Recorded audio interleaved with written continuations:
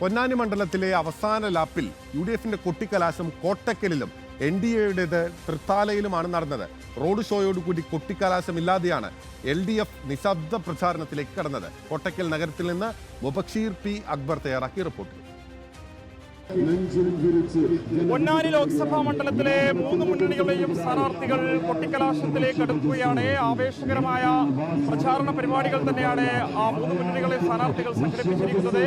ഇപ്പോൾ ഞാൻ നിൽക്കുന്നത് കോട്ടക്കൽ നഗരത്തിലാണ്. UDFന്റെ സ്ഥാനാർത്ഥിയായ ഡോക്ടർ MP അബ്ദുൽ സമദാനിയുടെ കൊട്ടിക്കലാശം പരിപാടിയാണ് കോട്ടക്കൽ നഗരത്തിൽ നടന്നുകൊണ്ടിരിക്കുന്നത്. കോട്ടക്കൽ ഒരു ഭാഗത്തു നിന്നും ആരംഭിച്ചുകൊണ്ട് ബസ് സ്റ്റാൻഡിലേക്കാണ് ഇപ്പോൾ പോയിക്കൊണ്ടിരിക്കുന്നത്.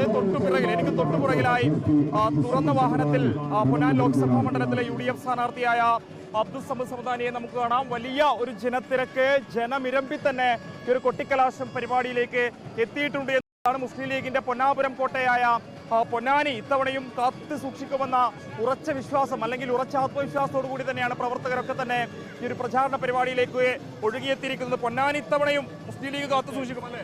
കാത്തു വെച്ചേക്കും. എത്ര വോട്ടിന്? ലീഗിന്റെ വൻ ഭൂരിപക്ഷം 2 ലക്ഷം. 2 ലക്ഷത്തിന് മേലുണ്ടാവും.